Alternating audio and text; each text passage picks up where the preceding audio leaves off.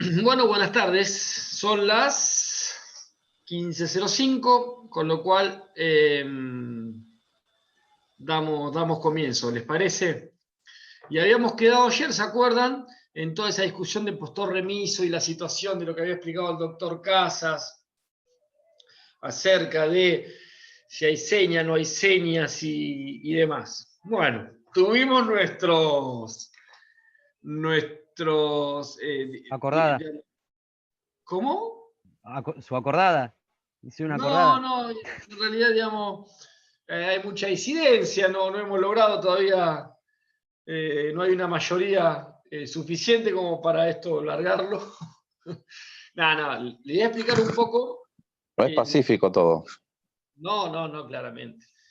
Les voy a contar un poco lo que yo les decía el otro día, lo que yo les decía ayer en realidad, y que en realidad hay dos posturas. Que las dos posturas, desde el punto de vista legal, no están mal. Evelyn dice muchas gracias. Bueno, de nada. No están mal ninguna de las dos posturas, porque la realidad que, digamos, la modificación de la ley al momento de establecer esta subasta electrónica omite algunas circunstancias que algunos juzgados la resuelven de alguna manera y otros juzgados la resuelven de otra. Ninguna de las dos está mal, pero yo considero que la seña sigue existiendo y que analógicamente se debería o se debe aplicar o se debe seguir en la medida de lo posible y en la medida de ir cumpliendo cada uno de los pasos procesales con la misma estructura de subasta y post-subasta que existía en la subasta presencial. Porque la idea, yo soy un convencido de que la idea de lo que es la seña en sí mismo, y acá les reitero, en el fuero provincial es menos y en el fuero de capital es mucho mayor, es tratar en lo posible de desalentar a ese postor ganador para que luego quede como postor remiso. La idea es que al postor ganador le genere un daño, le genere un perjuicio el hecho de quedar postor remiso. Y no el perjuicio de que se le va a reclamar el menor valor recibido por la nueva subasta que se realice, sino el perjuicio inmediato que le genera la pérdida de la seña puesta. Si yo no pongo esa seña, yo creo que estoy alentando a que fácilmente y por escaso quizás dinero, resulta que tengamos mayores postores remisos. Esa es mi postura y creo que analógicamente debiera aplicarse esa parte que viene de las subastas presenciales o lo que eran las subastas presenciales. Ahora bien, y esta postura mía a su vez va adicionada, si quieren, condimentada con la imposibilidad de un juzgado de exigirme que yo deposite el saldo de precio cuando la subasta quizás no esté aprobada o no esté aprobada la subasta y la rendición de cuenta del martillero, pero sobre todo la subasta. La subasta no estando aprobada, a mí no me pueden exigir el depósito de saldo de precio. Eso es una opinión. La otra opinión es, la realidad es que la norma no dice nada. La norma cuando me establece el tema de la subasta electrónica, lo que sí exige como obligatorio es ese depósito en garantía, que en principio la norma lo establece a los fines de poder participar en la asamblea. Muchos tomaron ese depósito en garantía como garantía de participar y como garantía de la oferta que están efectuando. Pero fíjense una cosa, que ese fondo de garantía empieza con el 5% de lo que es la base de la subasta, ayer lo veíamos, y quizás termine siendo un porcentaje ínfimo de la oferta ganadora o del precio final adquirido. Con lo cual, me resulta escaso para mí, pero hay juzgados que lo toman como a ese depósito en garantía como cuasi seña, y no exigen la seña del 10% en caso de la provincia de Buenos Aires. Ustedes me dirán, pero y entonces nosotros, ¿qué contestamos? ¿Qué está bien y qué está mal? Las dos cosas están bien. Son las posturas que hay. La realidad es que la norma no dice ni que tenga que existir seña, ni que no tenga que existir seña. En lo que sí no debe haber dudas es en que un juzgado no puede exigir el depósito de saldo de precio si la subasta no está aprobada. De eso no hay dudas. Con lo cual, si el juzgado considera como seña ese depósito en garantía, está bien, es el criterio del juzgado. La ley no le impone que haya una seña o que deba haber una seña mayor.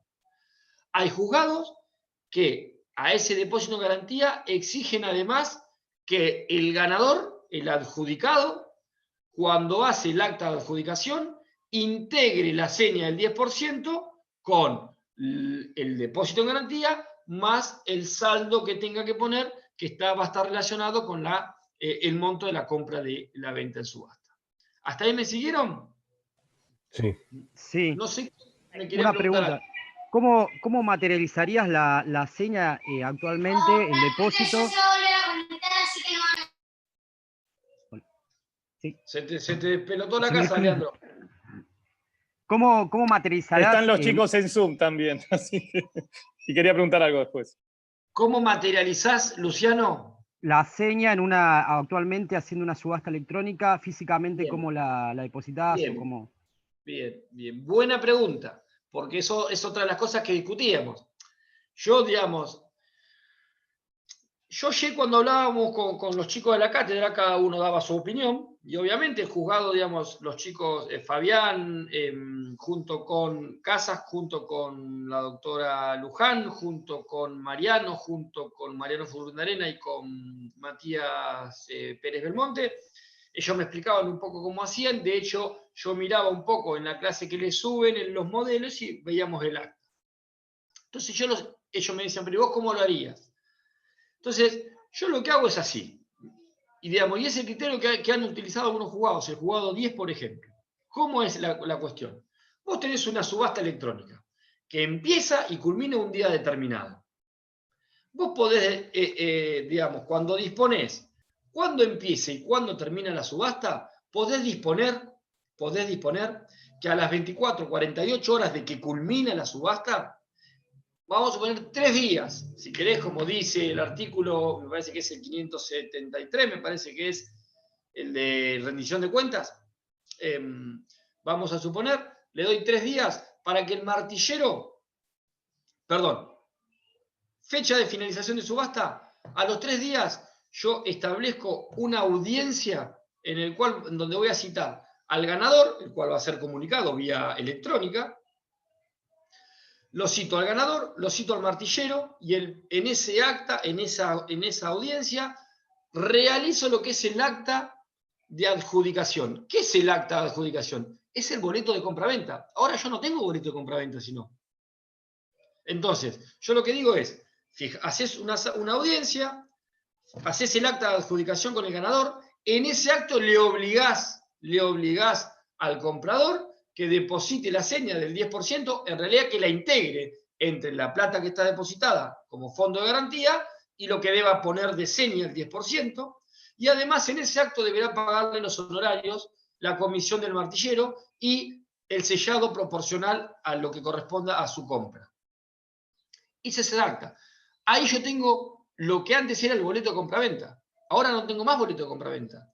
Pero fíjense, si no mal recuerdo, a ver, lo tengo acá, el 585. No, 585 postor remiso, no, espérenme. A ver que lo tengo acá abierto. Fíjense.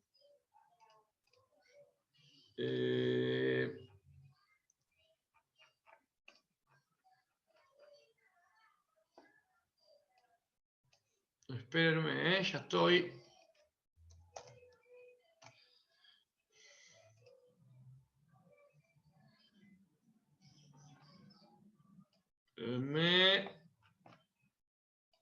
que los busco. Fíjense una cosa. Comprador, escrituración, levantamiento, puesto remiso, el 585.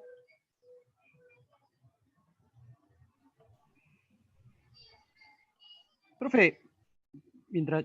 Espérenme un cachito.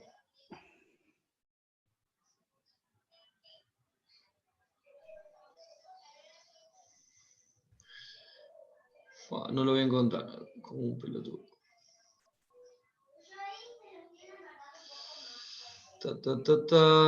Puesto remiso.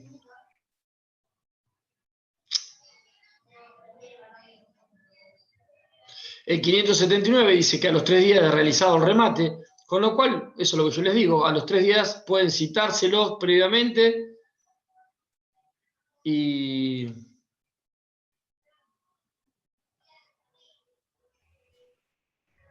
Bueno, no lo voy a tener.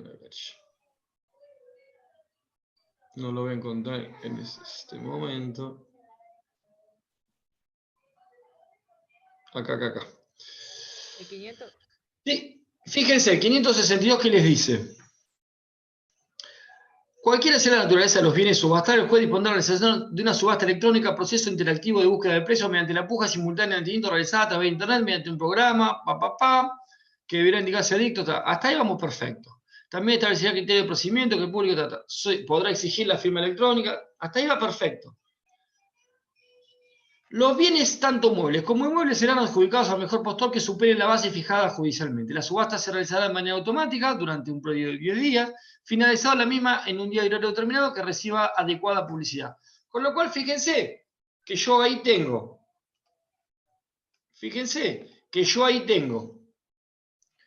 Que voy a tener una fecha de inicio y una fecha de culminación. Con lo cual, tranquilamente puedo fijar 3 días posteriormente a eso, esa audiencia que yo les digo. Durante todo ese periodo se recibirán las ofertas, las que serán públicas para permitir la puja. Esta efemerada, en caso de notificado de base, se permitirá el empleo de medios electrónicos de transferencia. Bien. Entrégalo bien. Realizado el remate y previo pago total del precio, el juez notificará al martillero a la persona adjudicada.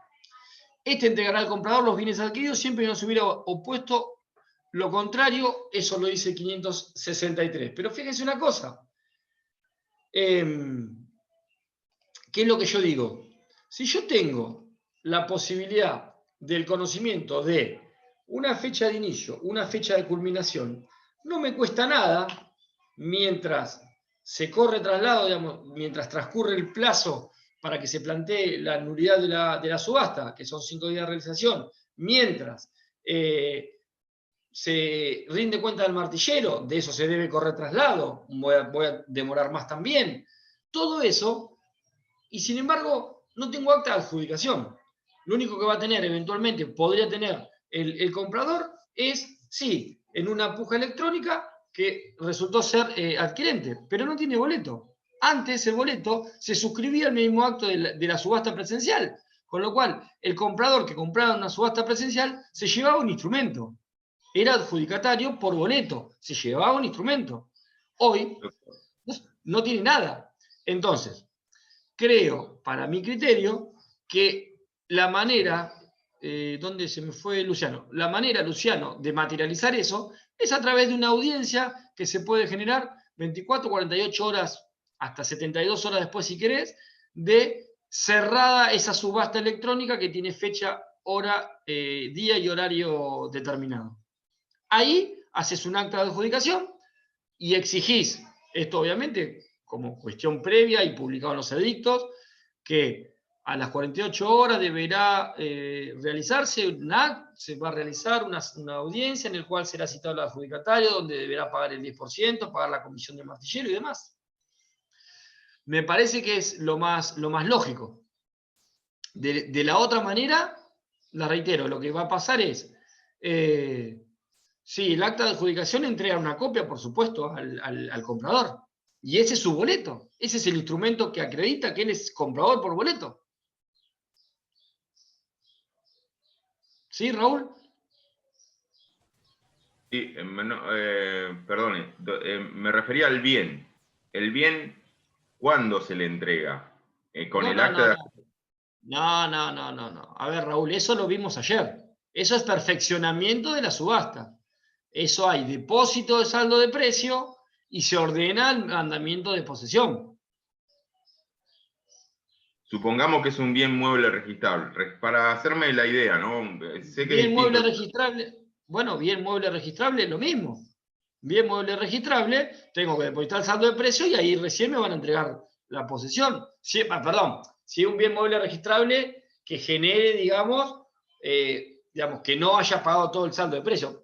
Los bienes muebles, que esa es un poco también la discusión en la modificación, los bienes muebles, sea registrable o no registrable, la realidad es que se pagan en efectivo, se deposita el saldo de precio y con esa acta de adjudicación el martillero entrega.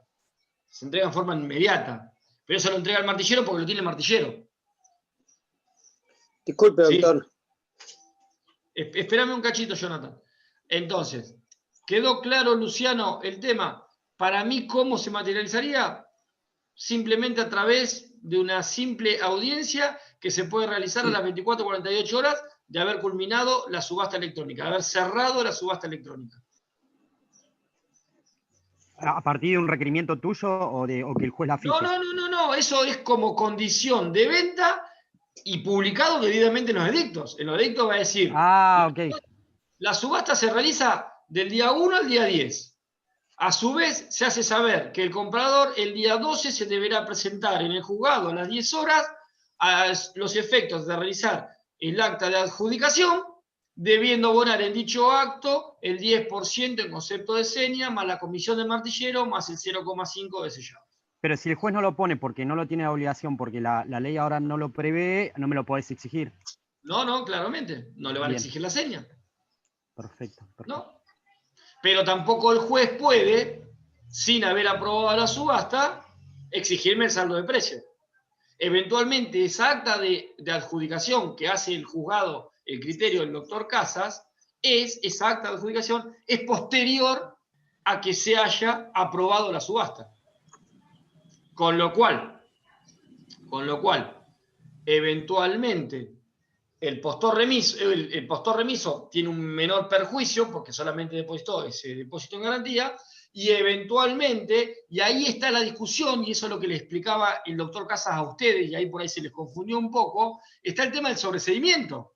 Porque el sobreseimiento me habla de, bueno, pero que ahora lo vamos a ver, me dice, bueno, ¿qué es lo que debe pagar? Y debe pagar la seña y 1 vez y media la seña. Y pero acá no hay seña. Bueno, entonces, ¿la seña cuál va a ser? ¿El depósito en garantía? También. Ahí vamos a empezar a discutir. ¿Por qué? El depósito en garantía es depósito en garantía. Que después queramos darle la condición, la naturaleza de seña, es otra cosa. Pero es depósito en garantía. Así lo dice la norma. Depósito en garantía, no hay seña. Con lo cual, y después, por ahí también está, me parece en la clase que le subieron, que aun cuando no haya seña, debería pagar lo que hubiese correspondido pagar de seña. Para mí ahí ya no.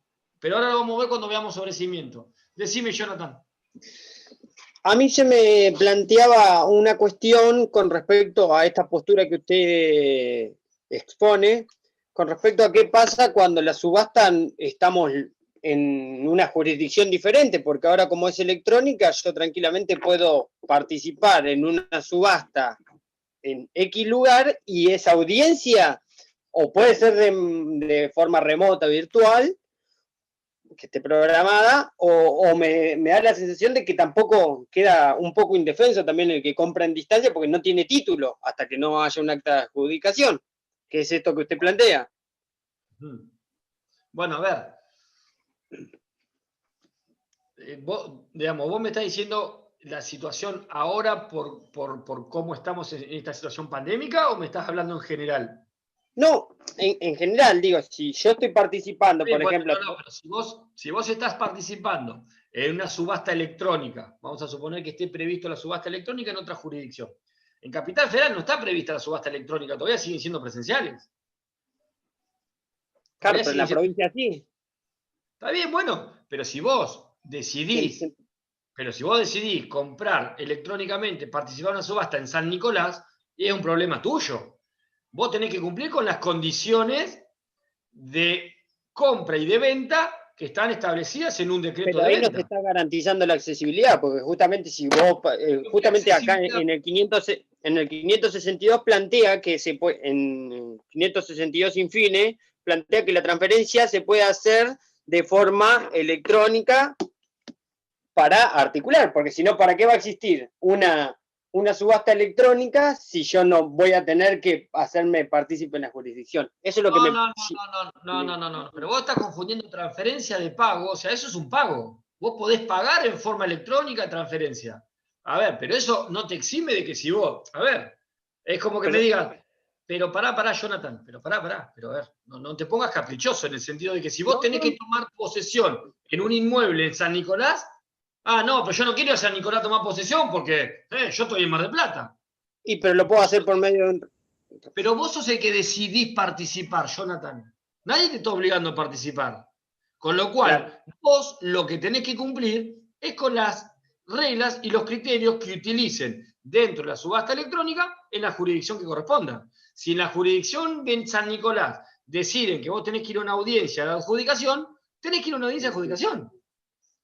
No, está bien, no, lo hacemos virtual, eso porque estamos en pandemia. Pero a ver, eso no existe. A ver, hay cuestiones que son presenciales y van a seguir siendo presenciales. Claro. Eso justamente le preguntaba, porque me surgía la duda, ¿qué pasa en esa situación? Y que depende, depende del criterio de cada jurisdicción. Pero te reitero, esto de la audiencia que yo les digo para realizar el acta de adjudicación, son criterios de juzgados. No está mal que no lo hagan, ni está bien que lo hagan, o sea, está perfecto. O sea, son dos criterios. El que yo establezco, digo, que para mí hay que hacer un acta de adjudicación y exigir el 10% de la seña. Y a partir de ahí, ya tenés todo el camino de aprobación de subasta y exigencia del saldo de precio. El criterio del doctor Casas es, realizo la subasta, rinde cuentas el martillero, corro traslado de la rendición de cuentas del martillero, corro traslado del acto de subasta, apruebo subasta y ahí cito, entiendo yo, creo yo, cito para hacer el acta de adjudicación en donde exijo el pago del saldo de precio, directamente en forma absoluta. O sea que previamente no se pone... ¿Sí, Jonathan? O sea que previamente en el criterio del doctor Casas, previamente no aportás nada más que el fondo del depósito en garantía. Correcto. Y es verdad lo que usted dice entonces, coincido más con usted. Vamos. Ahora lo entendí. Podemos poner después, podemos poner como en Instagram. Votación. Tengo una pregunta también de un tema que puede ser polémico. En relación a... Luciano, ¿vos por quién votás? Y depende, me ayornaría al juzgado que me toque. Y en base a eso, a uno le diría, bueno, anda preparando el saldo de precio porque acá te lo van a exigir. En otro, anda preparando la seña porque habría que... ¿Dónde cayó el expediente? ¿Vos, Santiago? Tendríamos que sortear, tener una lista antes de rendir a ver quién nos corrige. Que ya esté el precio pagado. Antes del acta de No que lo adjudicación. paguen antes, incluso. Que esté la transferencia hecha. ¿Está bien?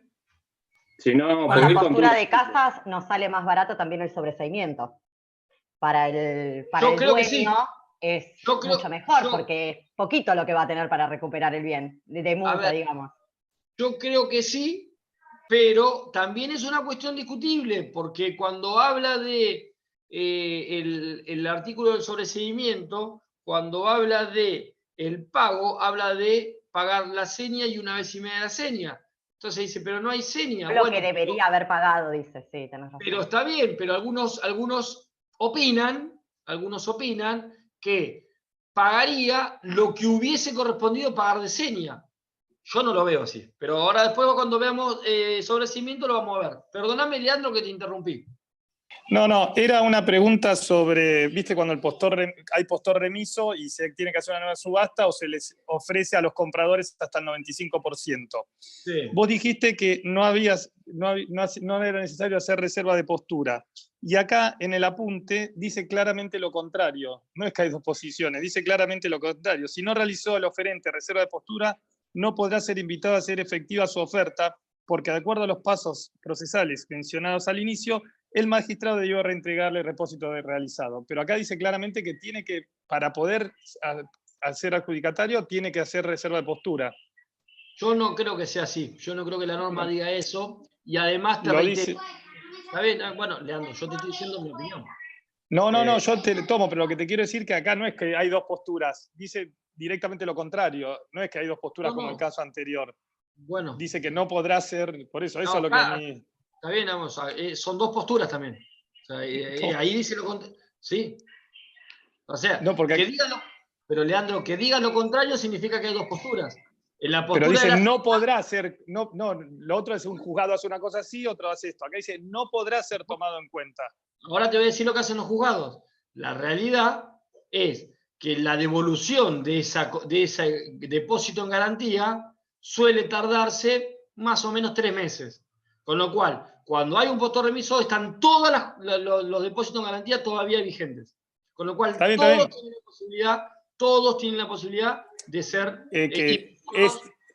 Es que es totalmente ilógico lo que dice acá, porque estás acotando la posibilidad de que surja. Está claro, pero bueno, como decía eso, yo estoy de acuerdo, porque lo que tenés que ampliar la base, no acotarla para que haya más posibilidades de que salga la subasta adelante. Exactamente, y el juez lo que tiene que intentar es, cuando hay un postor remiso, es que uno de los oferentes que está por debajo, dentro de este 95%, no importa si hizo reserva postura, no hizo reserva. A ver, tengo la posibilidad, lo invito, no retiró el depósito, no le di el depósito de garantía, lo invito. Para mí es así y hay muchos jugadores que lo siguen haciendo así, te reitero, tardan 3 meses, 4 meses en devolverte el depósito en garantía. Economía procesal también sería eso.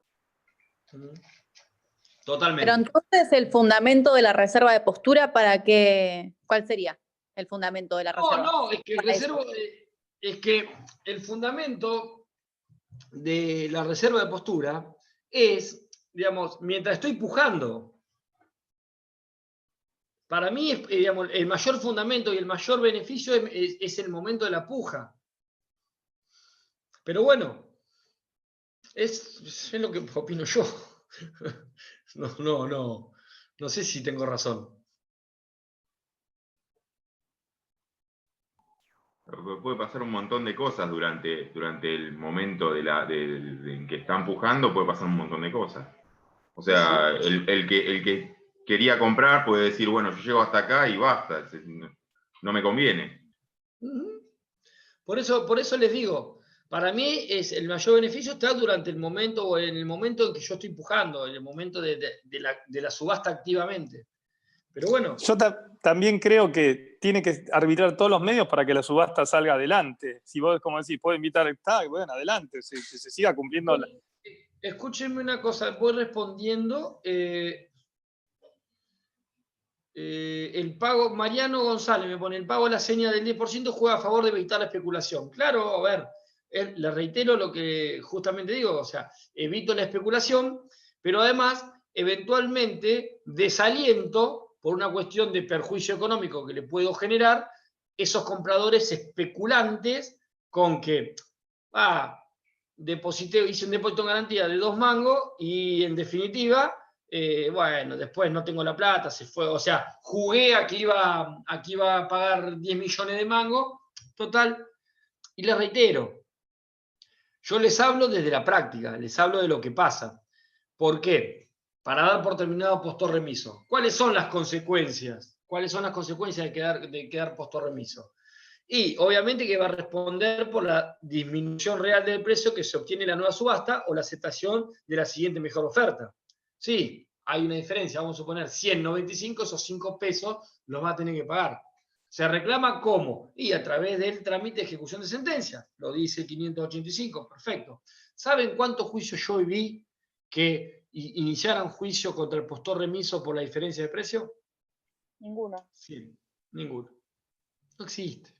A ver, vamos a hablar de lo práctico, vamos a hablar de lo que pasa. Yo les tengo que enseñar cuáles son las consecuencias.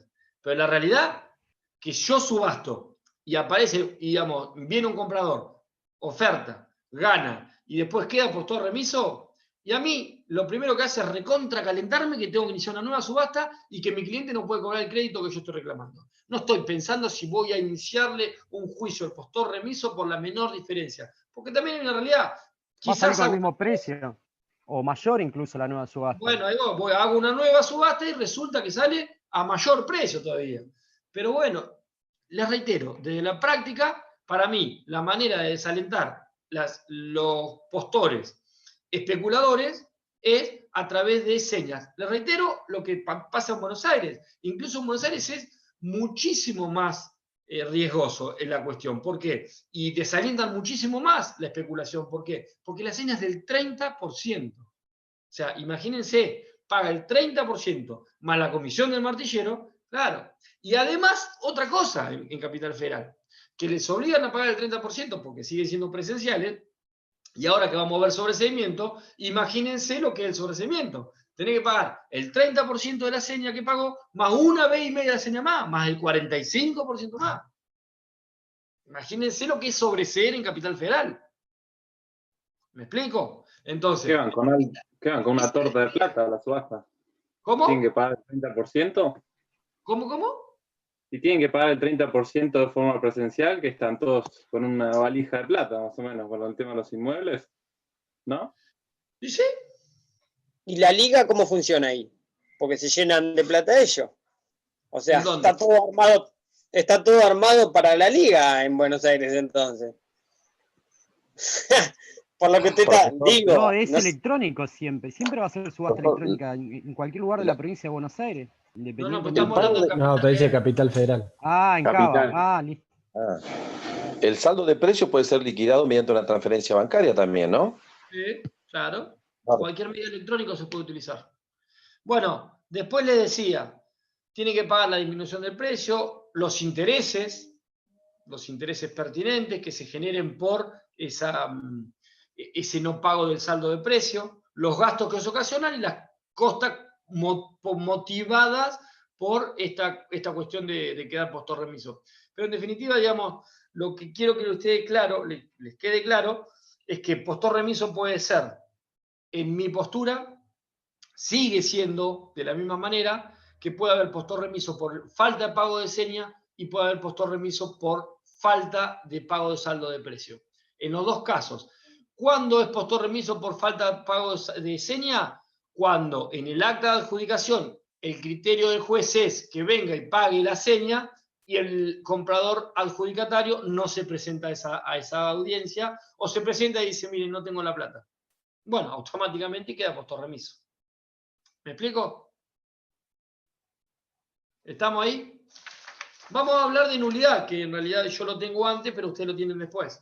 ¿Sí? ¿Nulidad de subasta? ¿Cómo vamos? Upa. Nos tomamos 40 minutos discutiendo de... No, pero está bueno. Eso es un tema que da debate. Es que... Lo que pasa es que, bueno, el tiempo de la cursada es limitado. Es un cuatrimestre que son 2 meses y hay que ver 300 temas. De hecho, ayer cuando hablábamos un poco en la cursada, nada, digamos, cada uno expuso digamos, el criterio y demás. Y como decís, está bueno el sentido de que las interpretaciones pueden ser varias, no está mal ninguna.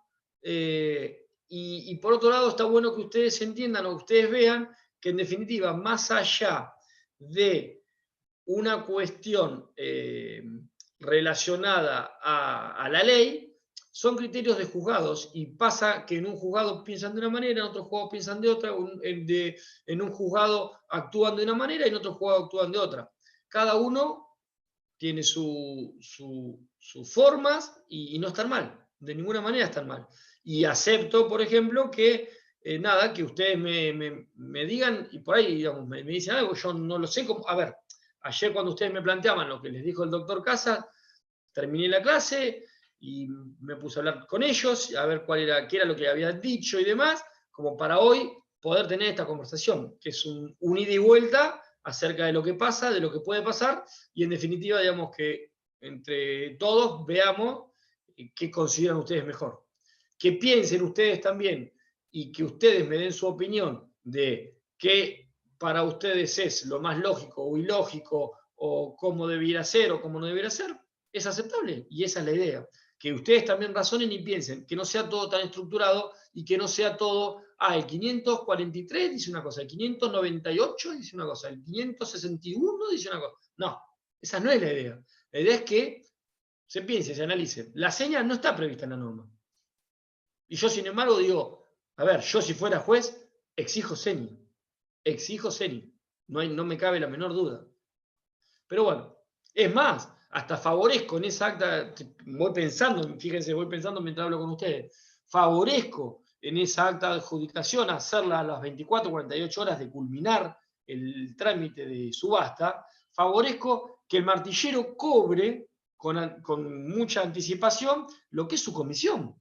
Si no, el martillero, imagínense que va a cobrar su comisión cuando deposita el saldo de precio, que ahí juntamente con eso tiene que depositar todo. Antes no deposita nada. Por ahí tarda, viste, por cualquier circunstancia puede llegar a tardar un mes en cobrar la comisión, cuando antes en una subasta presencial la cobraba en el momento. En el momento, el martillero cobraba el 10% de seña y de esa seña ya cobraba, además cobraba su comisión. Y además de esa seña se cobraba la comisión por parte del vendedor que el ejecutante. Todo. Ahora resulta que nada. Entonces, bueno, me parece más interesante mi postura que la de casa.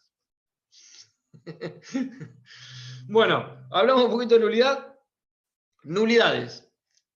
Lo primero que ustedes tienen que saber de las nulidades, de la nulidad de subasta, es que la nulidad de subasta no es algo que sea un extraterrestre, una cuestión extraterrestre a las nulidades procesales previstas en el artículo 169 a 174 del Código de Procedimiento. Con lo cual, la nulidad de subasta, podríamos decir que las nulidades procesales del 169, 174 es el género y la nulidad de subasta es la especie. Podríamos decir o la podríamos representar de esa manera. Como toda nulidad procesal, como les dije, la nulidad de subasta es una nulidad procesal, es un subtipo de nulidad procesal. Como toda nulidad procesal, se deben dar los requisitos de las nulidades procesales. La existencia de un vicio, el perjuicio ocasionado, que sea real y concreto. Ahí lo que juega es el principio de trascendencia, establecido en el artículo 169. Después tenemos el principio de convalidación, o sea, que ese vicio, esa existencia de vicio, no haya sido consentido, convalidado por el que está pidiendo la nulidad. Y obviamente debo exponer el interés que procuro subsanar, ¿sí? Tal como lo prevé en las nulidades procesales normales, el 172, el artículo 172. ¿Hasta ahí vamos? Ustedes seguramente, no sé si lo han visto, vieron nulidad de ejecución, ¿no? Esa parte la vieron, ¿no? Nulidad de ejecución. Me parece que no. Sí, el 543, cuando veían nulidad del mandamiento de intimación y nulidad de la preparación de la vía ejecutiva. Eso sí, como incidente o como excepción. Está bien. Bueno, eso es una nulidad. El 543 es otro subtipo de las nulidades procesales. Nada más que habla de la nulidad de la ejecución. Cuando me habla de dos requisitos o dos posibilidades. Nulidad del mandamiento porque hubo un mal hecho el mandamiento de intimación de pago o un error en la preparación de vía ejecutiva. Bueno, eso es un subtipo de nulidades procesales. Y acá estamos en otro subtipo de las nulidades procesales. Como tal, tengo legitimados activos y legitimados pasivos. En esto, ¿quiénes son los legitimados activos que pueden iniciar o que pueden plantear, con casas lo vimos, que pueden plantear la nulidad de la subasta? Bueno, la nulidad de la subasta puede ser planteada tanto por el ejecutante como por el ejecutado. Y ustedes me dirán, pero ¿cómo el ejecutante, que fue quien realizó la subasta, puede pedir la nulidad de la subasta? Bueno, puede pasar que haya algún vicio en el acto de subasta que eventualmente genere que no haya sido advertido por el ejecutante y genere que eventualmente sea este mismo quien plantee la nulidad. Les voy a dar un caso que pasó personalmente en mi estudio. resulta que nosotros teníamos embargado el 50% de un inmueble, no me acuerdo si era una cochera, me parece, el 50% de un inmueble de una cochera. Seguimos adelante con el proceso, cumplimos con todos los pasos, cumplimos con todos los requisitos del 568, adjuntamos el título, todo perfecto, se dispone el auto de venta. Se dispone el auto de venta, se cumple con todos los requisitos del auto de venta, se llega a la subasta, se subasta la propiedad. En este caso la cochera. Se subasta, el martillero rinde cuentas, cuando el martillero rinde cuentas, acompaña el boleto de compra-venta, en ese momento era presencial, claramente, acompaña el boleto de compra-venta y advertimos que se subastó el 100% del inmueble, cuando en realidad lo ejecutado era el 50%, lo embargado era el 50%. No advertimos que se había dispuesto el auto de venta por el 100%, ni lo advertimos. Se nos pasó, pero totalmente por alto. ¿Puede pasar? Sí, puede pasar. Y bueno, fuimos nosotros quienes pedimos la nulidad de la subasta, porque se subastó un inmueble que obviamente se subastó una parte de un inmueble que evidentemente no correspondía subastar. Entonces, ese acto estaba viciado claramente. Entonces, ese es un caso del ejecutante. Bueno, del ejecutado puede haber millones de casos. Luego tenemos los legitimados pasivos. ¿Quiénes pueden ser los legitimados pasivos? Los legitimados pasivos pueden ser el ejecutante, el ejecutado, el martillero y hasta el comprador en subasta. ¿Por qué? Porque en definitiva estos son todas partes interesadas e intervinientes en el acto y en definitiva pueden tener intereses legítimos que quieran defender. Por ejemplo, el comprador en subasta adquirió un inmueble el cual se está pidiendo la nulidad, por el cual si se hace lugar a la nulidad, eventualmente va a tener que restituir o va a tener que devolver el inmueble que adquirió en compra por subasta. Después vamos a ver eventualmente algunas circunstancias especiales acerca de esta situación. De oficio, ¿se puede establecer una nulidad de subasta? Sí, puede. Sí, es evidente. Son relativas en principio. No se puede, son todas relativas. Cuando fue en la abierta, sí. Todas las nulidades procesales son relativas, eso es verdad. Pero acá puede haber alguna irregularidad que la nota el juez y... no sé, digo yo. Se puede siempre que afecte alguna norma constitucional. De contratar algo lo tiene que... Es algo grave.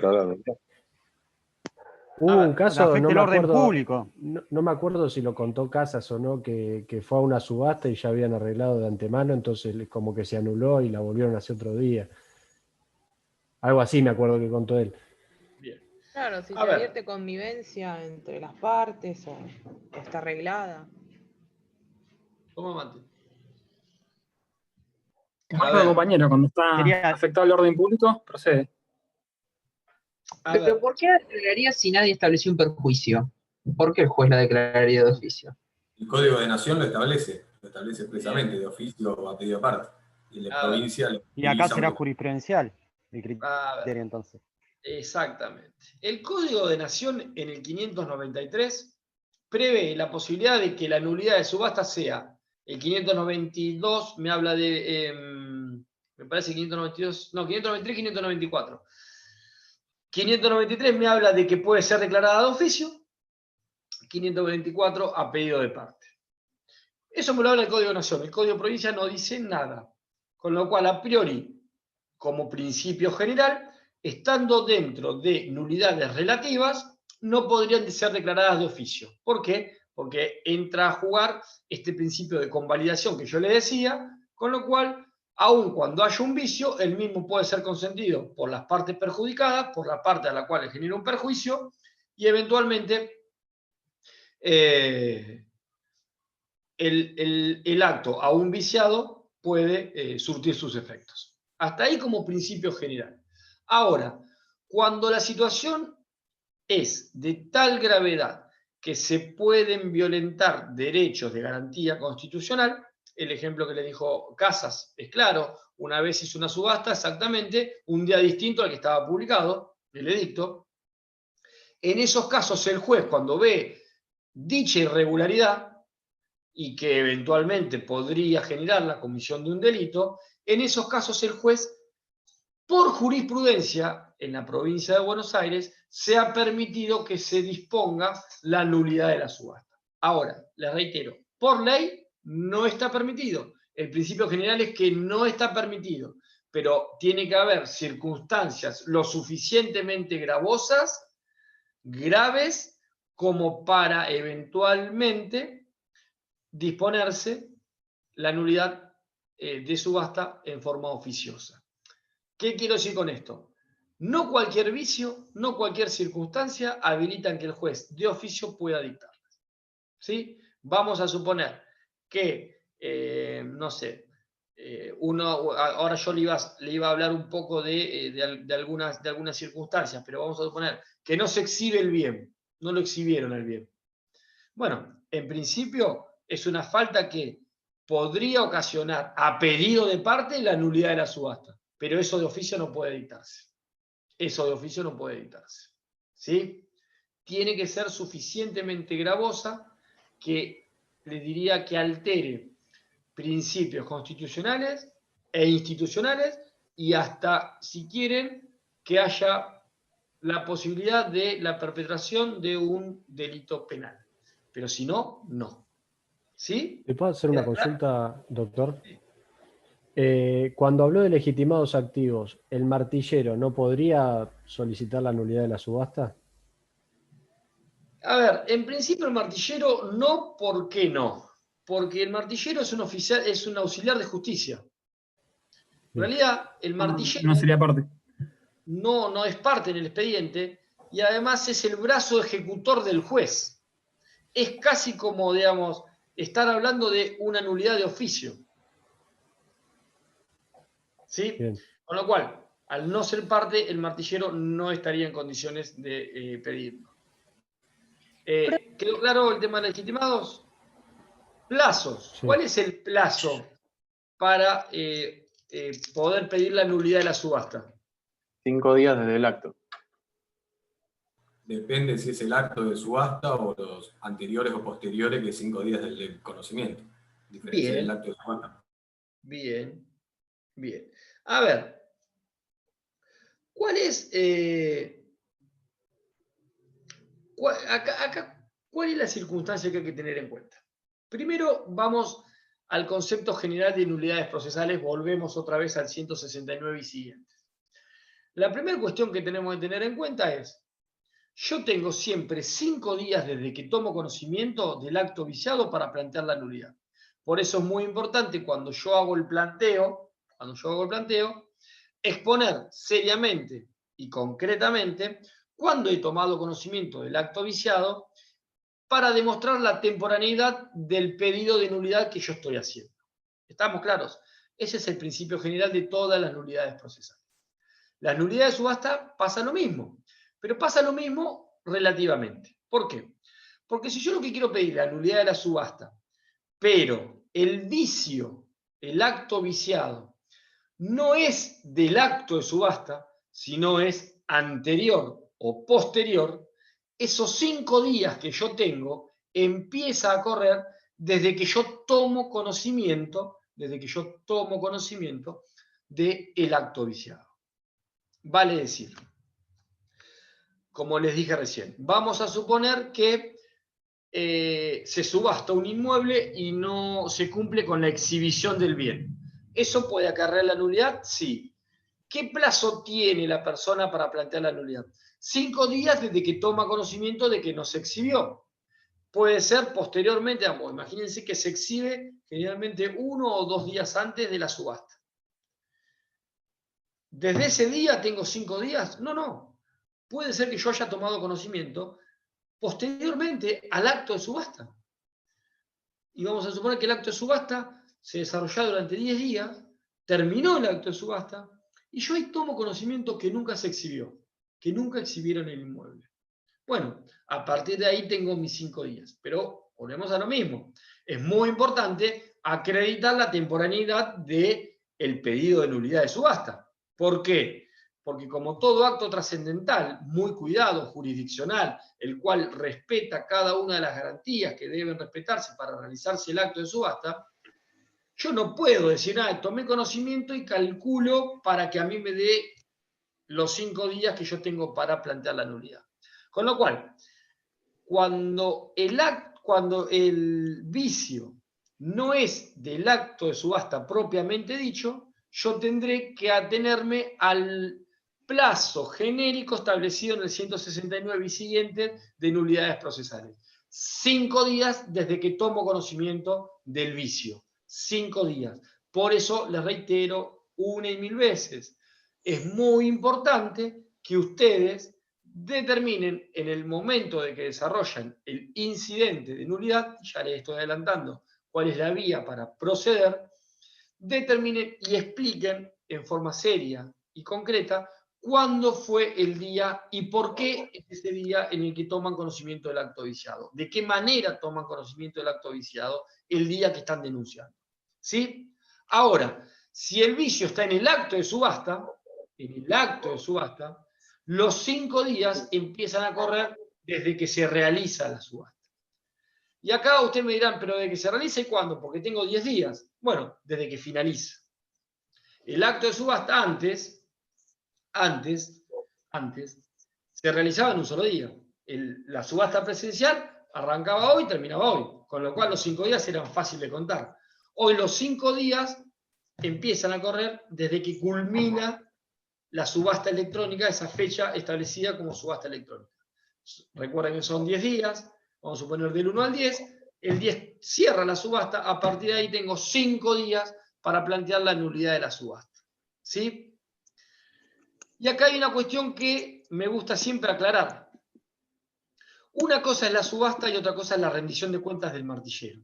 Por eso muchas veces los jueces, y esto es casi con unanimidad, confunden que no les gusta, y lo hacen todos, lo hacen todos los juzgados, no les gusta y consideran dos actos procesales los consideran simultáneos, como son la rendición de cuentas y la aprobación de la subasta.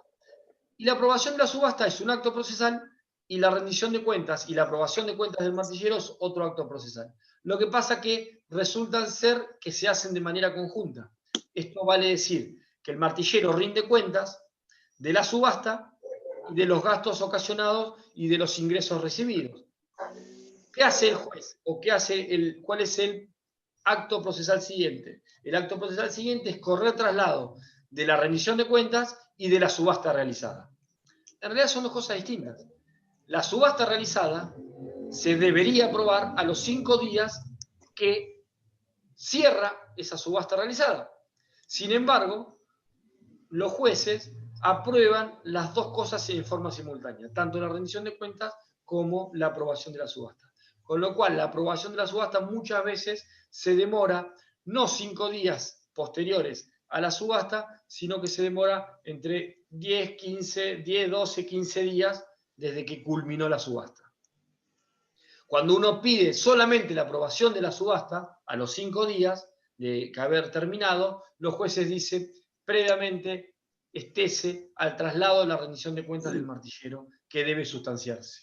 Y eso, para criterio mío, para criterio del titular de la cátedra, es un concepto equivocado y erróneo. La rendición de cuentas y la aprobación de subasta son dos actos procesales independientes, corren por caminos diferentes y los plazos son diferentes. Los 5 días de la aprobación de la subasta empiezan a correr cuando culmina la subasta. Y los 5 días de la rendición de cuentas del martillero empiezan a correr desde que rinde cuentas del martillero, que es posterior, 3 días dice la norma, a que la subasta haya sido realizada. ¿Quedó claro ese tema? Eso quedó del sistema anterior, ¿no? Que se le daba todo el mismo día al martillero y con eso iba y rendía cuentas.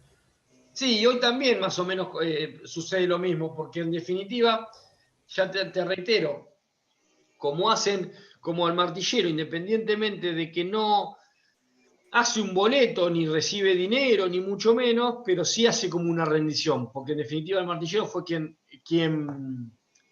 publicó edictos, quien utilizó fondos del proceso para publicar edictos, para hacer propaganda adicional, entonces tiene que acompañar la constancia de los edictos, la constancia de las publicidades, los recibos, y además la nómina eventualmente de quienes fueron los oferentes y quién resultó adjudicatario. O en definitiva, eso también lo informa el juez, es lo mismo, pero en definitiva hay una rendición de cuentas del martillero, mucho menor que antes, mucho más simple, pero la hay. Y de esa rendición de cuentas, eventualmente se debe correr traslado a las partes interesadas. Bien, gracias. Bueno, hasta ahí vamos. Les decía, el trámite, yo les decía, ¿el trámite puede ser? No, es incidente. Hay dos maneras de iniciar un incidente. Una es por fuera del expediente principal y otra es dentro del expediente, dentro del mismo proceso ejecutivo. ¿Qué es lo que se estila? Lo que se estila es utilizarlo, mejor dicho, instarlo, iniciarlo dentro del proceso ejecutivo. ¿Para qué?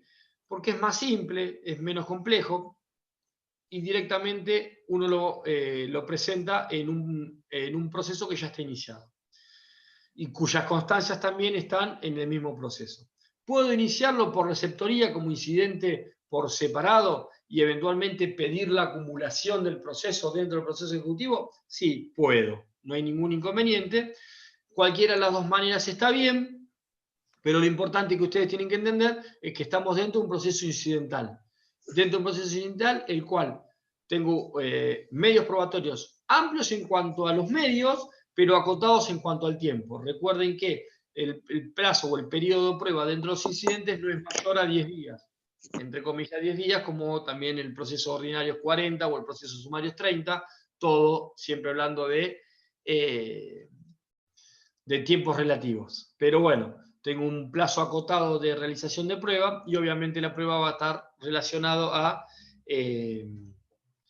al vicio que yo quiero demostrar, pero además del vicio que yo quiero demostrar, seguramente quien conteste el incidente ofrecerá la prueba para determinar que no se dan los presupuestos o los requisitos de las nulidades procesales. ¿Sí? Ya sea que se planteó extemporáneamente, ya sea que el vicio no es tal, ya sea que cualquier motivo que fuere. ¿Estamos hasta ahí? ¿Esto qué me va a determinar? Una sentencia. La sentencia puede decir si es nulo, no es nulo. Si es nulo, obviamente, va a caer toda la consecuencia de ese acto viciado, que es la nulidad de la subasta. Esto implica que la subasta quedará sin efecto y el juez eventualmente dispondrá si corresponde una nueva subasta o no, porque por ahí lo que se dispone es justamente que no correspondía a la subasta, vamos a suponer, porque se subastó un inmueble de una persona que no es parte del proceso, por ejemplo. Entonces, a lo que voy es, la sentencia que se dicte puede determinar que el acto estaba viciado y por ende anular la subasta realizada. ¿Hasta ahí vamos? ¿Qué recursos tengo ante una sentencia de nulidades? En principio tengo un recurso que es el recurso de apelación. Simple. ¿Puedo plantear un recurso extraordinario? ¿Podría plantear un recurso extraordinario? ¿Podría plantear un recurso extraordinario? Podría, y para el adquirente por ahí sí, que va a ser porque sentencia de sentido material. No lo puede resolver. Usted todavía no vieron recurso extraordinario, lo van a ver la última parte de esta etapa. La idea es todo eso lo va a dar el doctor del Cerro. A ver, ustedes saben muy bien que el recurso extraordinario, esto lo vieron en la práctica 1, el recurso extraordinario solamente es factible, pasa mi secretaria por atrás, es factible contra sentencia definitiva. En principio van a ver, recurso extraordinario en el proceso ejecutivo, ¿vieron o no? ¿O no? Estuvimos viendo recursos contra la sentencia de trance y remate para la primera parte. Ahí está, claro. Está si no podía ser discutido en un proceso de conocimiento posterior, claro, ahí está. El tema es, para poder plantear un recurso extraordinario, primero tengo que estar frente a una sentencia definitiva. Y sentencia definitiva se llama la sentencia a la cual no puede ser reabierto en su cuestión esencial en cualquier otro proceso, ya sea en este o en cualquier otro proceso. Por lo tanto, digamos, dentro de este proceso, una nulidad de subasta, en principio, no es una cuestión definitiva para la parte ejecutante y ejecutada, pero sí será una cuestión ejecutiva para la parte compradora en subasta, porque si se decreta la nulidad, el comprador en subasta no va a tener posibilidades de discutirlo en otro lado. Va a perder la situación, va a perder el inmueble y deberá devolver un inmueble que ha sido comprado en esa subasta. Con lo cual, para el comprador en subasta, la cuestión sí es definitiva. Entonces, para el comprador en subasta, sí se habilita en estos casos de nulidades de subasta la vía recursiva extraordinaria. ¿Estamos? ¿Qué me interesa que sepan y se los doy como, digamos, a modo de información o de referencia? Les decía hoy que los requisitos de las nulidades y de las nulidades de subastas no escapa a ello, es que tiene que haber una existencia de un vicio, hay un interés que procuro subsanar, pero el vicio tiene que tener una cierta entidad, una cierta trascendencia que provoque que el acto viciado no pueda ser subsanado de ninguna manera. Eso es lo que dijimos hoy, que se llama el principio de trascendencia. ¿Sí? Ahora bien, no procede las nulidades, se ha dicho ya que no proceden las nulidades, cuando hay un error de datos expuestos en edictos, cuando hay una diferencia entre el auto de venta y lo publicado por edictos. ¿Y por qué? Usted me va a decir, ¿pero por qué? Vamos a ver, el auto de venta decía una cosa y lo que publicado en edicto decía otra. Es una locura. Bueno, ahí entra a jugar lo que se llama el principio de inexcusabilidad. Principio de inexcusabilidad. ¿Qué significa este principio? Significa que aquella persona que esté interesada en participar y comprar un bien en subasta no está exenta de analizar o hacer analizar el expediente en el cual se va a realizar la subasta. Con lo cual, nadie puede venir a decir, ah, no, pero el auto de venta decía una cosa y el edicto decía otra. Porque este principio de inexcusabilidad implica que hay un deber, una obligación por parte de quien quiera comprar en subasta o quien quiera participar en una subasta, de efectuar un análisis y una consulta del expediente. Después, por ejemplo, cuando existe un solo postor en el salón, eso pasaba cuando era presencial. Vamos a suponer, Jonathan se ríe y me dice, che, lo de la liga no dejan entrar a nadie y entra uno solo. Bueno, a ver, ahí volvemos un poco a la situación esta de poder eventualmente el juez, ante una situación gravosa como esa, plantear, digamos, una nulidad de subasta de oficio. No voy a ese caso, voy a un caso... Igualmente están todos presos ahora lo de la liga. Están todos presos. Ahora que no hay remate presencial, los metieron presos. Buenísimo. Es verdad eso. Se terminó el negocio. Pero bueno. Ya se había terminado antes y lo meten en cana cuando se termina el negocio. Ya se la llevaron todas. Claro, está bien. Eso es verdad. Pero bueno, ¿no? La realidad es que ahora no pasa, pero bueno, si hubiese pasado que hubiese un solo postor, y bueno, eso no habilita que por el solo hecho que haya un solo postor, por esa sola circunstancia, que se declare la nulidad. Un tema importante, que no es una pavada, falta de citación del acreedor hipotecario, que está prevista en el 569, ustedes lo saben bien. El 569 me dicen que si hay acreedor hipotecario, lo debo citar dentro de los 3 días. ¿Pero para qué? ¿A qué fines?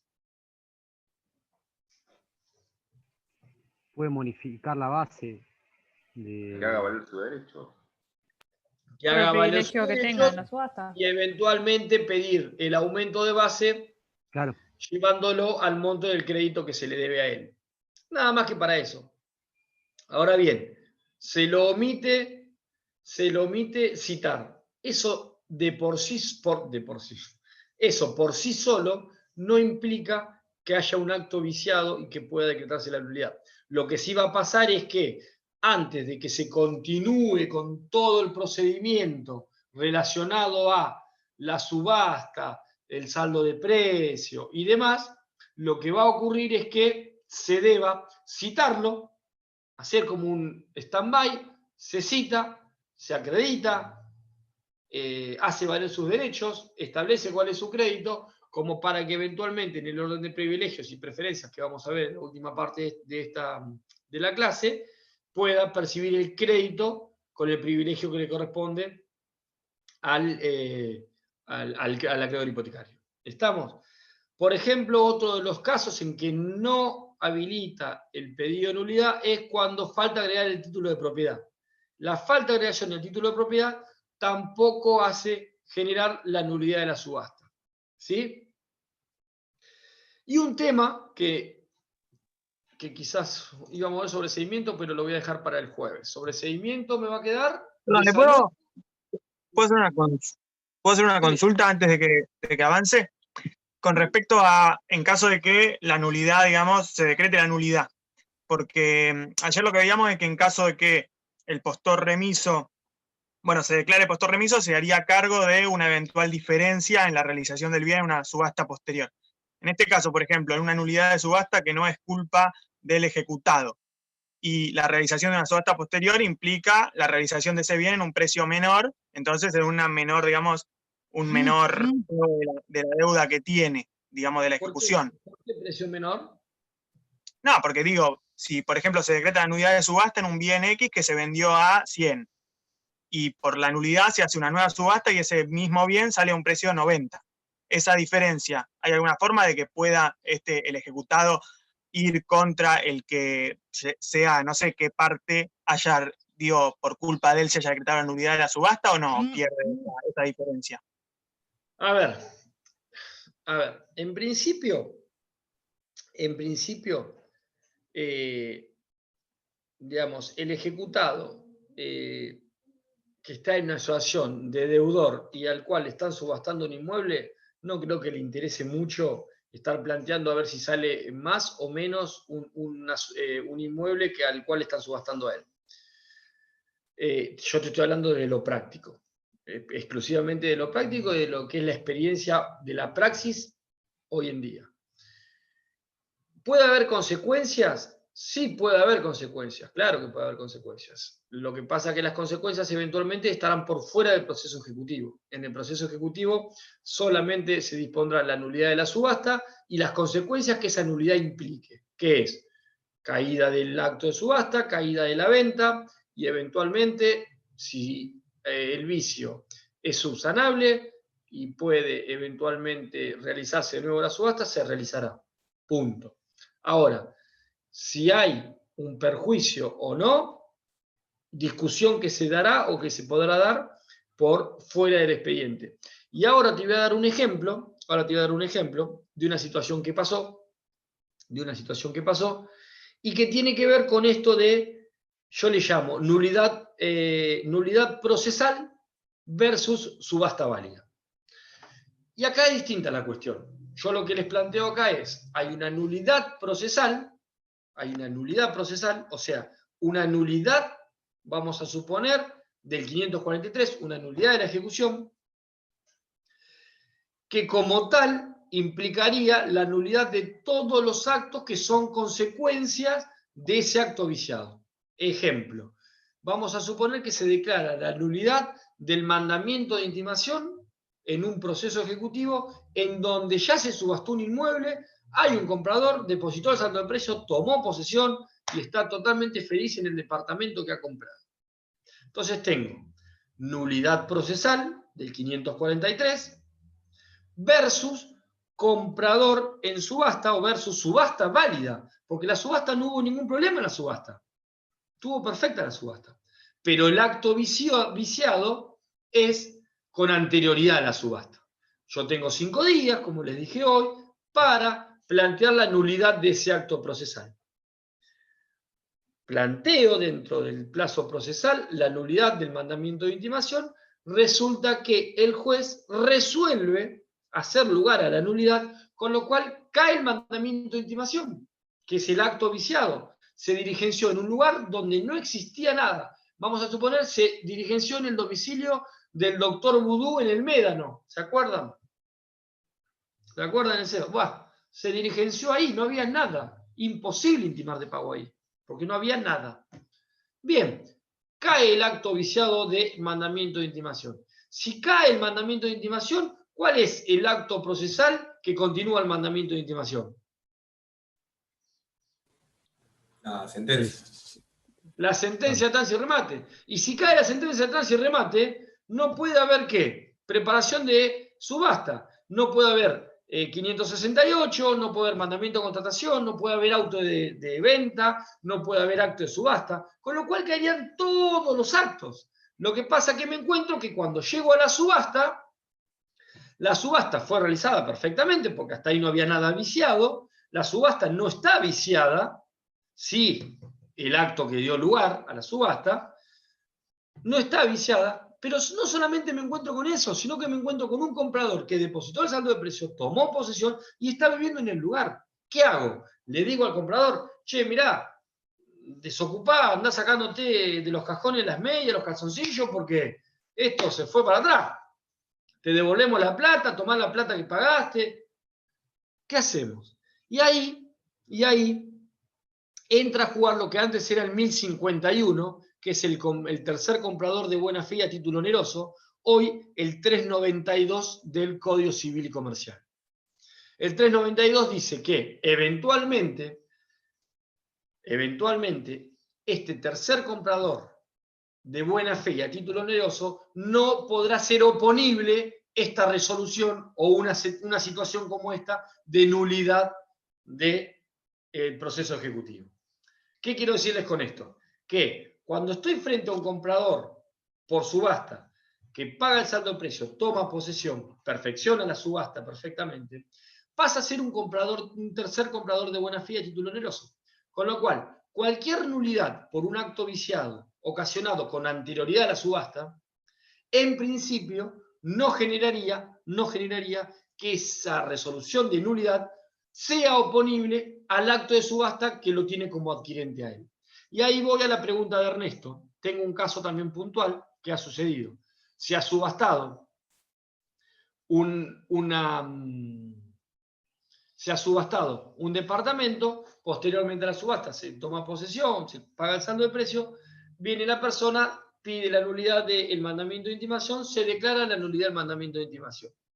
Entonces, lo que plantea en proceso por separado es, bueno, a ver, el inmueble a mí no me lo pueden devolver, porque esta nulidad no es oponible al tercer comprador de buena fe. Bueno, pero entonces me causaron un daño. ¿Por qué? Porque me terminaron vendiendo el inmueble en un precio menor al que es un precio de plaza, porque por un acto viciado y vicioso me generaron la pérdida de un departamento y por lo tanto el ejecutante en ese caso deberá responder. Y se inició un juicio de daños y perjuicios de este ejecutado subastado contra el ejecutante por daños y perjuicios. Ernesto, ¿me lo seguiste eso? Sí, perfecto, quedó claro. ¿Entienden? Pero tengan en cuenta que en un caso de subasta, en un caso de nulidad del proceso por un acto con anterioridad a la subasta, si el comprador es un comprador en subasta que depositó el saldo de precio y tomó posesión, en principio ese acto, ese tercero, un comprador tercero de buena fe a título oneroso, no le es oponible la nulidad. Con lo cual, si bien pueden caer todos los actos procesales a consecuencia del acto viciado, la realidad es que en el caso de la subasta, ahí se pone un coto por este 392 ahora del Código Civil y Comercial, lo que era el 1051 antes. ¿Quedó claro? Sí. Es más, a ver si acá está, en el coso está, me parece. A ver. Sí, en el apunte también dice que ahora también es inoponible para los bienes muebles registrables también. Ah, claro, sí. Bueno, el tema del sobreseimiento que vamos a ver en la próxima clase, fíjense que también ahora los bienes, antes el sobreseimiento era solamente para los bienes inmuebles. Y ahora, con el tema de la subasta electrónica, también es para muebles. ¿Por qué? Porque en realidad, dependiendo del valor que salgan, hay un delay. En el momento, claro. No, es que hay un delay entre lo que es la oferta y el pago de saldo de precio. Antes se pagaba en el momento, por eso no había sobreseimiento, porque el saldo de precio se le pagaba al mantillero en el momento, y en el momento el mantillero me entregaba el bien. Como ahora es virtual, tengo un delay, y ahí está la posibilidad de plantearse el sobreseimiento. Quería ver el fallo de la Corte, a ver si lo tengo acá. El fallo de la Corte, les paso, que es alza como suena, ALSA, SACFI, alza contra Fernández Eugenio, apremio incidente de nulidad. Causa 35.394 del 15 de marzo de 1988. Esto habla del 1051, claramente. Pero qué bueno. Repetir. Alza contra Fernández Eugenio sobre apremio e incidente de nulidad. Causa 35.394 de la Suprema Corte.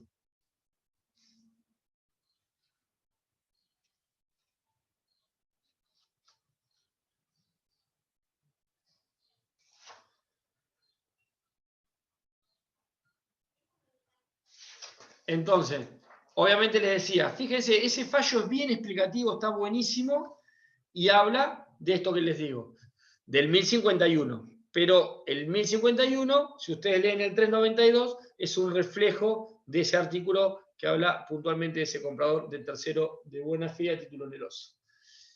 ¿Quieren hacerme alguna pregunta puntual de lo que estuvimos hablando? No me voy a meter en sobreseimiento porque tenemos 5 minutos menos y no tiene sentido. Si quieren, lo único que hablamos de sobreseimiento es, el sobreseimiento es claramente un modo anormal de terminación del proceso ejecutivo. Eso lo tenemos claro. O sea, sobreseer implica que el ejecutado pueda dar por culminado el proceso ejecutivo de una forma anormal. ¿Quién lo puede hacer? Bueno, yo les dije, un legitimado es le decía el ejecutado. Pero bueno, la realidad es que sobreseer en lo que es la provincia de Buenos Aires puede ser que lo haga tanto el ejecutado como sus herederos, un tercero y aquel que tenga o no interés en el pleito. Cualquiera puede sobreseer en el proceso en la provincia de Buenos Aires. En cambio, el Código Procesal Civil y Comercial de la Nación solamente está habilitado para sobreseer el ejecutado y sus herederos o sus herederos. Con lo cual, ahí tenemos una diferenciación. Pero ustedes tienen que saber que le voy a dar 2 o 3 tips. Sobreseimiento es un modo normal de terminación del proceso, que en la provincia de Buenos Aires puede ser utilizado tanto por el ejecutado o sus herederos, como cualquier tercero interesado tenga o no interés en el pleito. Y en Capital Federal establece específicamente que solamente puede ser efectuado por el ejecutado o sus herederos. ¿Estamos? Una pregunta que no entendí ahí. O sea, Sí. sería un tercero interesado, pero no interesado, que puede ser interesado o no en el pleito. Que tenga interés o no. O sea, puede ser que tenga un interés directo, porque vamos a suponer que, bueno, voy a sobreseer porque en realidad yo era comprador por boleto y no me avisaron y me subastaron el inmueble y a mí no me avisaron porque yo no soy parte, no estoy registrado en ningún lado. Yo tengo un interés, claramente, en sobreseer.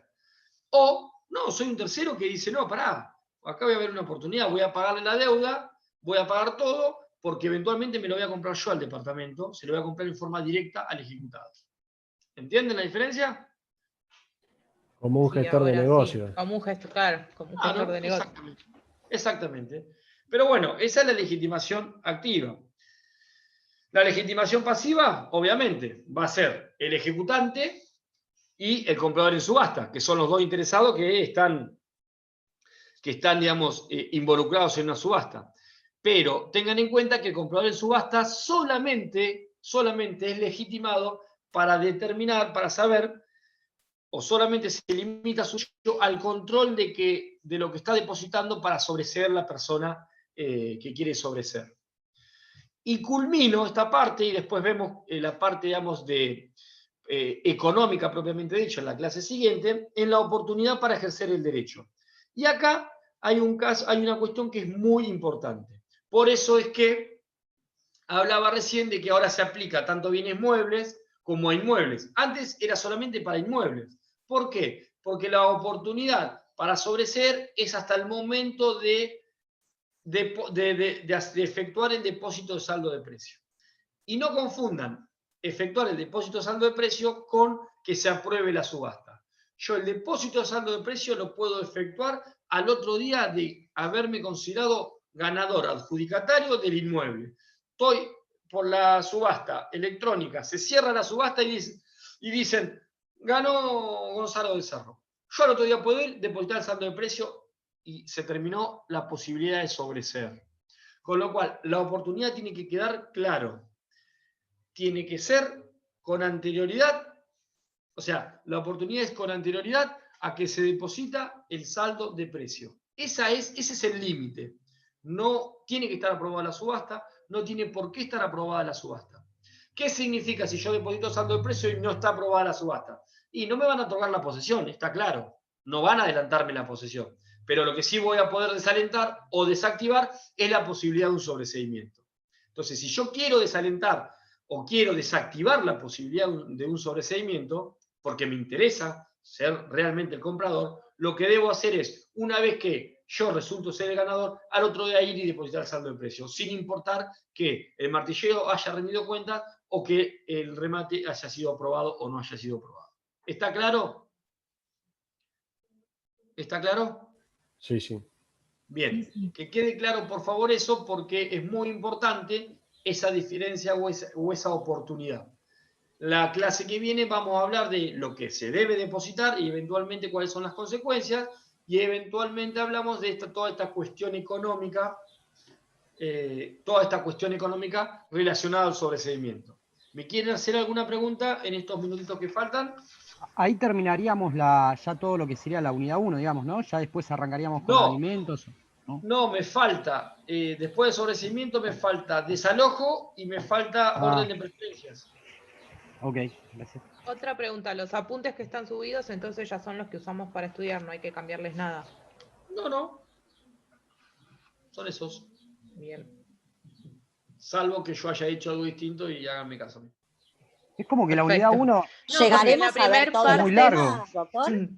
Perdón, Claro. En la primera parte había sucedido que íbamos viendo en la clase y en el transcurso de algunos temas se dieron cuenta que el apunte por ahí les faltaba agregar algo o estaba desactualizado y los cambiaron después de la clase. A ver, los apuntes, ustedes tienen que tener en cuenta algo. A ver. Lo que nosotros le mandamos vía apuntes, en realidad no son apuntes, son como, en mi caso puntualmente las que yo hice, son las clases tal como yo las daría, y que ustedes en realidad deberían tomar apuntes.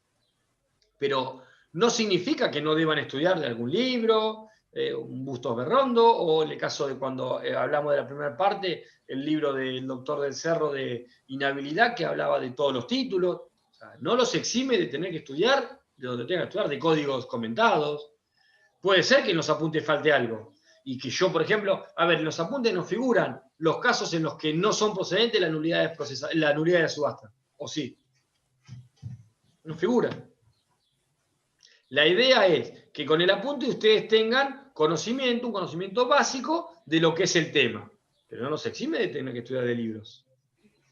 Profe, los otros temas, porque por lo que veo la unidad 1 se llevó 3/4 del cuatrimestre. Mi desconocimiento, digo, son más accesibles. O sea, no es que el tema 1 llevó 3/4. El problema que tenemos es que tenemos muy pocas clases, nos sacaron los miércoles, nosotros históricamente dábamos de lunes a viernes, ahora nos sacaron los miércoles, la parte de los viernes termina siendo práctico y es medio difícil hacerlo vía electrónica, pero en realidad, digamos, lo que sí va a entrar, lo que sí se quiere que entre es esto, obviamente terminar esto. Quieren que entre alimentos, que no son más de 2 clases, después sucesiones, que no van a ser más de 2 clases, y después recurso extraordinario. Digamos, esto que estamos dando, más alimentos, sucesiones y recurso extraordinario, eso va a entrar en el parcial seguro. Muchas gracias. ¿Alguna otra duda? ¿O nos despedimos? Son 4:30 en punto. ¿Alguien tiene algún código procesal comentado en PDF? Pregunta Raúl Montenegro. Bueno. ¿Alguna otra pregunta? Que en la página del CED, si no. La página del CED hay uno, pero no está actualizado. Tengo el de Fenoquieto, no sé si a uno le sirve. Ah, joya, ¿lo puedes pasar por el grupo? Por acá, por el chat, digo. Y todo, Sí, lo mando al WhatsApp. Buenísimo, gracias. Bueno, chicos, ¿alguna otra novedad? ¿Alguna otra pregunta? ¿Alguna otra cosita buena? ¿Nada? ¿Nos vemos el jueves? Sí. Dale, gracias. Buena semana. Hasta luego. Gracias. Gracias.